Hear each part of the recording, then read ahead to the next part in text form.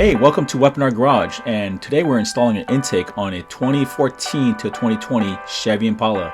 I'll be taking the engine cover off, but first kind of have to wiggle out the oil fill cap, and we're going to go straight to the intake pipe. We're going to be loosening the hose up with the flathead screwdriver, and taking off the airflow sensor harness.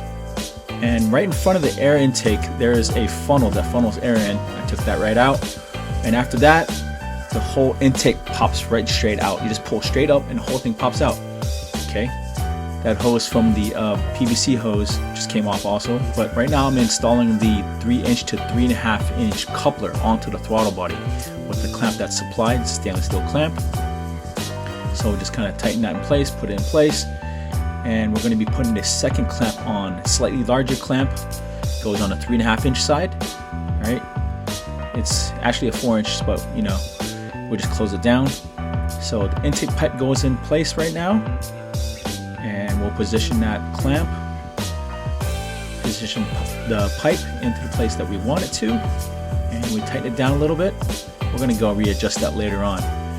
Now we go from the 3.5 to 4-inch coupler that's in the kit. I have that clamp on there, okay, and I'm gonna kind of test fit the air filter, make sure everything fits, it looks good. So put the bigger clamp on there. It's a 4-inch clamp that hooks onto the big air filter.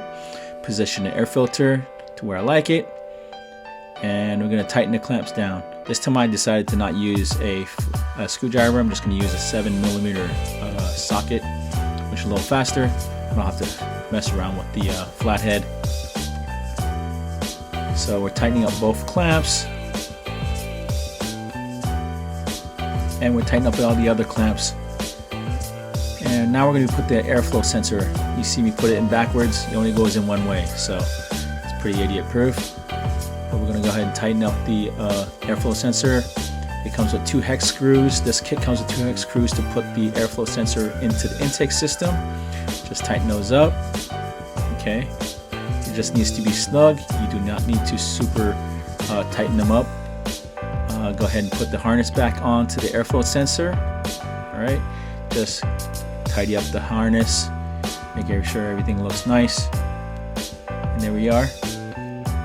Now I'm going to be putting the PVC hose onto the intake and onto the PVC on the valve cover, and just tidy up the hoses so the engine cover can go back on later. And this is the bracket. The bracket comes with, it's a universal bracket. It's a little longer than this. I already pre-cut it, but just showing you, I had 3 holes that I left on there and then a slot. But I'm just measuring it up, and I'm just gonna go modify it a little bit. I'm gonna cut the slot out. You can see I cut the slot out so I can slide it underneath the bolt easily. And I chose a 10mm bolt that's on the valve cover that's existing. I loosened it up already and just kind of slide it underneath. I'm gonna tighten it down a little bit, and I will do a close-up so you can see exactly what we're talking about. So you can see right now I slid it underneath that bolt, and the hook section on that bracket goes underneath that clamp on the left. So I'm gonna go ahead and loosen up that clamp now and slide that hook section underneath the clamp, and then retighten the clamp so the bracket will hold everything together.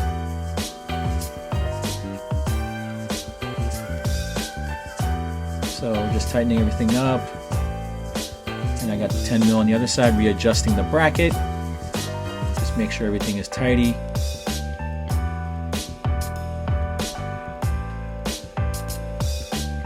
Everything's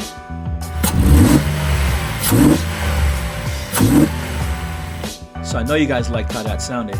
So here's how it looks up close and personal. You do get a sticker kit and a license plate frame with this.